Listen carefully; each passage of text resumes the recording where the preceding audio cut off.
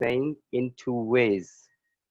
Yesterday, we missed something regarding this part uh, because the title is complete what these people are saying in two ways, okay, by using wish, if only, should have, or shouldn't have. Okay, so let's do it again. Let's discuss it once again. As we know that wish and if only is used to express regret, and should have or should not have is used to express criticism of yourself or others on you. Okay, so by keeping this in mind, we'll discuss the points once again in two ways. So first, already has been done for you by the author, right? What's that? My friends wanted me to go for a picnic at the weekend, but I didn't go. They had a really good time. So first is, I wish I'd gone. The second is, I should have gone. First, that is expressing the regret. The second, expressing criticism. Number two, I shouldn't have stayed. I feel so tired this morning. I slash stay up so late. And that is, I shouldn't have stayed so late. I shouldn't have stayed so late. It shows criticism. And if we write it like this, I wish I had not stayed up so late, that expresses regret. Three, oh dear, I can't answer any of the questions in this test. So if we want to express regret, we'll write it like this. I wish I had done more revision. I wish I wish I had done more revision. And if we want to express criticism, we'll write that in this way. I should have done more revision. I should have done more revision. Okay. Fourth is, I got into trouble for being late for school. I got into trouble for being late for school. I slash get up earlier. So let's write it in two ways. If only I had got up earlier. I wish, if only I had got up earlier. If you want to write like this, it's the same. And if you want to write like this, I wish I had got up earlier, it would express your regret. Better, my voice is not coming. Now, hello. It's okay, beta. Okay. So I was discussing the fourth point. I got into trouble for being late for school. So to express your regret, you would write, if only I had got up earlier, or I wish I had got up earlier, then it would be the sentence as you are going to express your regret. Beta, as you know, with if only and I wish, you use past perfect. Okay. So if you want to express your criticism, you would write the same sentence like this. I should have got up earlier. Fifth, it was meant to be a surprise, and now everybody knows, then thanks to you. Beta, this sentence is a little bit, that puts us in confusion because there is also written thanks to you. Okay, so I think how we're going to express regret and how we are going to express criticism, but I think if we want to write in both ways, it would be like this. You should not have, first you would write, you should not have told everybody, comma, it was meant to be a surprise and now everybody knows, thanks to you, then the sign of exclamation. Okay, it will show your criticism but with thanks. The second is, if only you had not told everybody. This part of the sentence also be written in the beginning. If only you had not told everybody, comma, it was a surprise. And now everybody knows, thank you. It would express little bit regret, but with thanks. Okay? Are you clear about it, beta? Hello? Please send your SMS so that I may know. Okay, Stash and other students, I do hope that, okay, beta, Yashab, I'm going to repeat the last one, okay? I'm telling to you that this sentence is little bit confusing because it is written, it was meant to be a surprise and now everybody knows. Then it is also written, thanks to you. So if we want to rewrite it, we'll have to write in this way, like first you would write, you should not have told everybody, comma, it was meant to be a surprise and now everybody knows. Then you would write, uh, thanks to you, okay? It would be just a kind of criticism. And the second is, if only you had not told everybody, it was a surprise and now everybody knows. Thank you. It is just a type of regret. Okay, clear? Right. Now let's skip over to the part 8 of this lesson. That is general knowledge quiz. Work with a partner. Better you can see on your screen as well as must see on page number 23rd of your book, General Knowledge Quiz. It is written, work with a partner, ask and answer the question. So see the first one. What is the native language of New Zealand?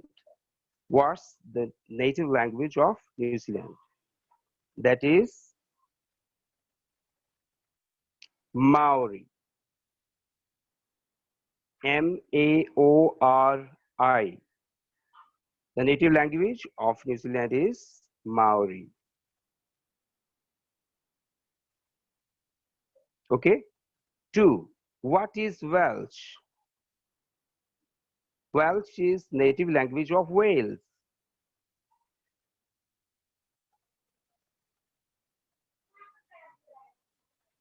Third,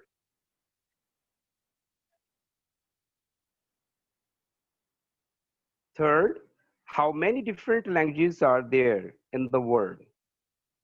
Once again, how many different languages are there in the world? My dear students, there are 7,000. About 7,000 languages are in the world. Those are spoken by the population. So we are going to give a tick mark on section B. Fourth is, there are far more languages spoken in Asia than in Europe. Is it true or false? It's true, because in Asia, there are 2,200 languages, those are spoken here, and in Europe, there are only 260. Okay, beta, Ansa, I'm going to repeat for you the second. What is Welsh? Welsh is the native language of Wales.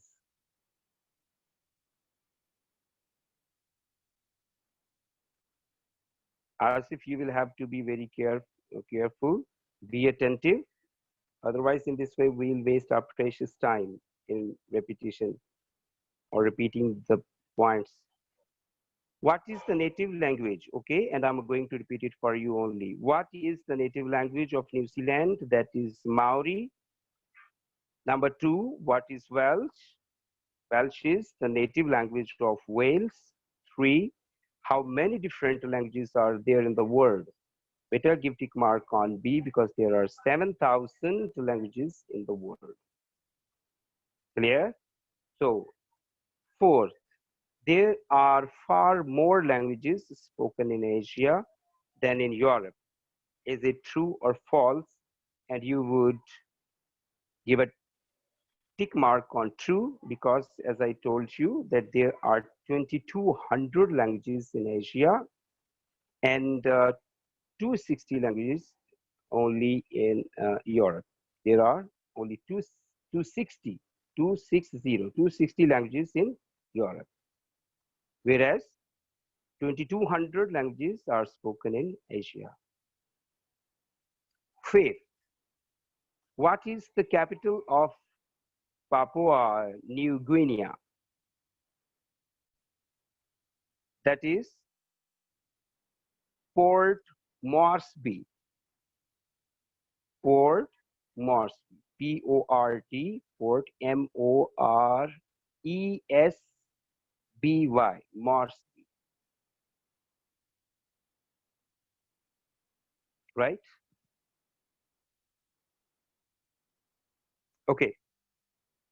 What are the names of the two English-speaking countries on the map south of Papua New Guinea? So beta will have to consult the map. Here also on your screen you can see there is a small pic of or the sketch of map, but here the names of the countries have not been given. Let's see on page number 10, right? Have you opened it, beta? Page number 10, see. You would not see that on your screen, but you will have to see on page number 10 of your textbook. So here is Papua New Guinea, and there is a map and two names of the countries where English is spoken. Those have been given here. One is Australia, and the next is Canberra.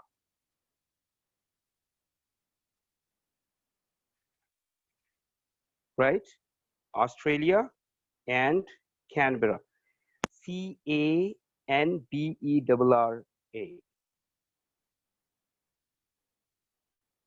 Seventh,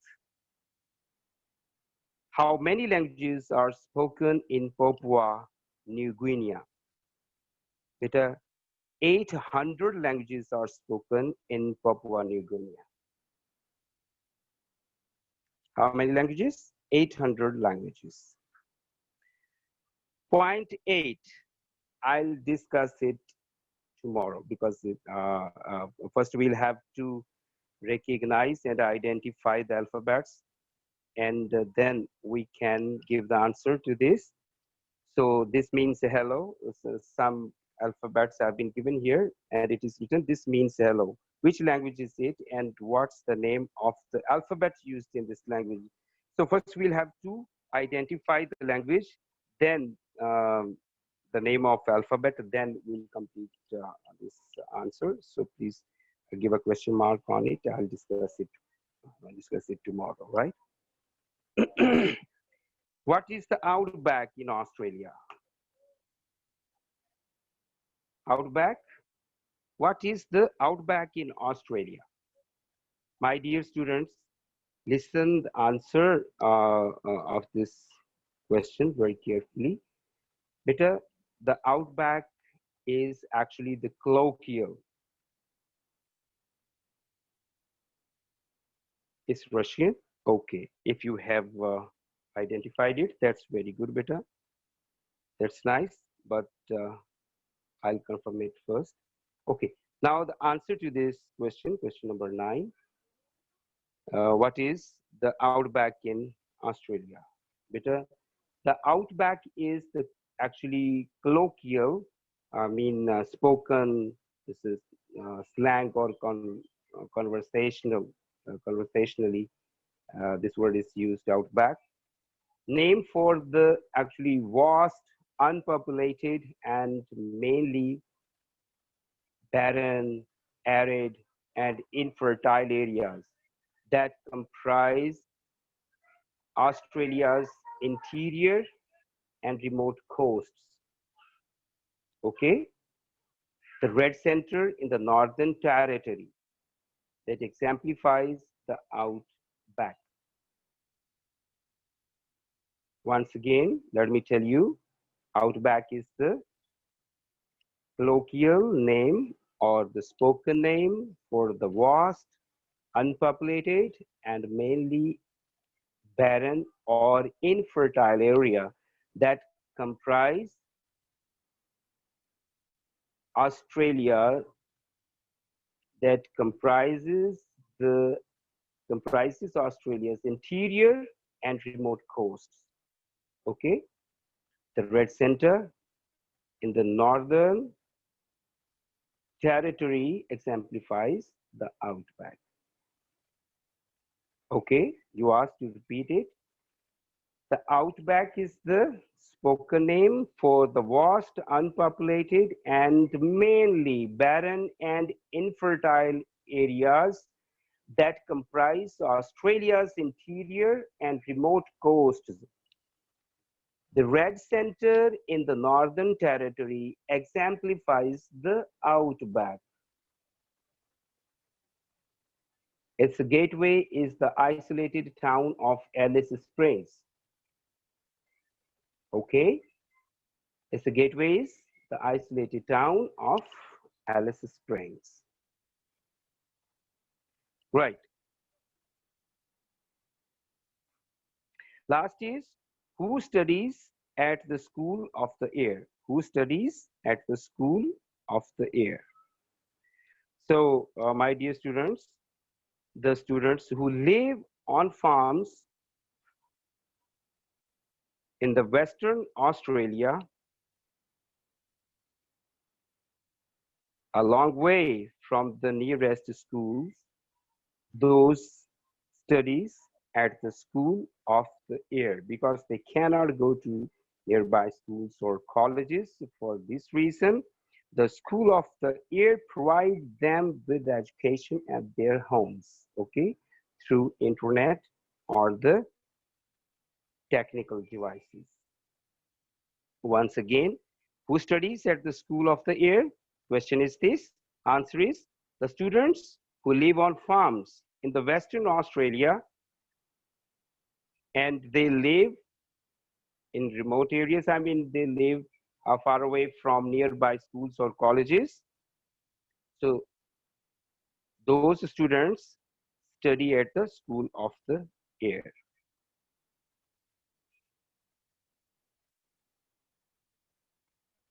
Okay. So now I would like to see your SMS box so that I may see that. Are you clear about it? Please, beta, tell me so that I may proceed.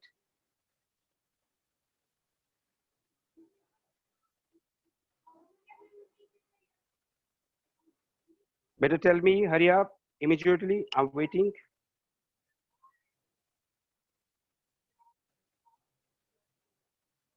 Okay, Ansa, that's very good. Other students, please. Okay, thank you very much. Okay, beta, that's very good. That if everything is clear to you. Okay, yet if you feel and you think that somewhere you are feeling any confusion, please tell me or send me your SMS. Okay, right. So our lesson is complete. Our the review of unit 1 and 2. Let's skip over to the next page. That is still we are having 10 minutes. And Peter, Sanabil, you wrote, sir, please repeat question number 9. Okay. Question number 9, what is the outback in Australia? But I told that outback, outback is actually a slang name or the conversational name that is used for the vast and unpopulated and mainly barren and infertile areas, okay, that comprise for areas that comprise Australia's interior and remote coasts. Okay, beta. So the next information about it is the red center in the Northern Territory that exemplifies the outback. Okay, so its gateway is the isolated town of Alice Spring. Uh, I told you this, so I have repeated it, please, for you. I do hope that this answer is clear to you now. Okay, clear, beta? Okay. Next is rivers and coasts. Today's new lesson is rivers and coasts. So, first of all, we will have to see what are the rivers and what are coasts. Better here, we will discuss in detail. First of all, what are rivers and coasts? Just only wait 2 minutes.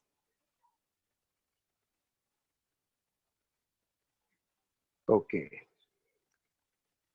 The title of our lesson is Rivers and Coasts. So before we proceed further, beta, let's learn what is a river and what is a coast. Okay, you can see on your screen what are rivers and coasts. Number two, why are rivers important to people? But first, we'll learn about rivers and coasts. Right. First of all, the title of our lesson is Rivers and Coasts. So before we proceed better further, let's learn what is a river and what is a coast. Dear students, we are having next part thing I'm going to tell you. In our lesson, there is a grammar part in our lesson, but we would not discuss that today. That would be discussed later. But first of all, I am going to tell you about river. River is a stream. What is a river? River is a stream of water. River is a stream of water that flows through a channel in the surface, that flows through a channel in the surface of the ground. Okay? A river begins on high ground or in hills or mountains and flows down from the high ground to the lower ground because of gravity.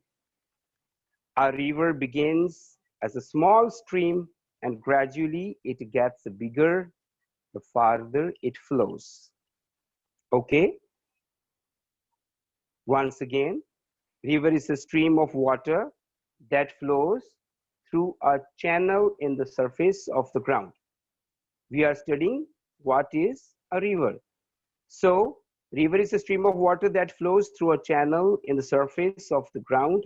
A river begins on high ground or in hills or mountains and flows down from the high ground to the lower ground because of gravity. A river begins as a small stream and gradually it gets bigger the farther it flows. जैसे जैसे ये आगे बढ़ता जाता है, जैसे जैसे इसका फ्लो बढ़ता जाता है, उसी तरह से फिर ये बड़ा होता जाता है, ये बड़े चैनल में चेंज होता जाता है, right? Okay. So next is coast. Coast is actually a line that forms the boundary between the land and the ocean or a lake. Once again, coast is a line that forms the boundary between the land and the ocean or lake. And coast, also known as the coastline or seashore. It is defined as the area where land meets the sea or ocean, or as a line that forms the boundary between the land and the ocean or a lake. Around 620,000 kilometers of coastline are on Earth. It's information. Around 620,000 kilometers of coastline are on Earth. Okay, have you understood it? Have you got it, beta? Okay. After learning what are rivers and what are coasts, so the next our question is, beta, see on page number 24. where it is written the Nile Sea. What is the question? Why are rivers important to people? So now we would see that how rivers are important. Dear students, if we put a glance on the history of the humans, we see that in olden times, people used to travel from place to place, and wherever they saw water or river, they settled around over there. So rivers have been playing very important part in their lives since the beginning. So even still in so many areas and countries, people think the river their life and livelihood. Okay, they still think the rivers or the water nearby. They think them their life and livelihood. So that's why they prefer to settle over there nearby the river or ocean, sea, or the lake. Right. So further, rivers carry water. Why these are important? Rivers carry water and nutrients to areas all around the earth. Rivers are also important because they play a very important part in the water cycle, acting as the drainage channels for surface water. And rivers also drain nearly 75% of the Earth's land surface. And rivers provide excellent habitat and food for many of the Earth's organisms. Okay, so all these things tell us that how important rivers are to people. And it goes without saying, but fresh, clean water is essential for humans and nature to survive. Right, Beta? Fresh, clean water is essential for humans and nature to survive. So this fresh and clean water is provided by rivers. Rivers are precious sources of fresh drinking water for people across the world.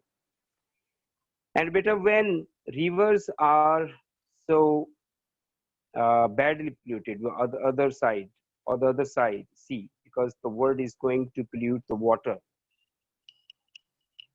People are polluting the clean waters of rivers.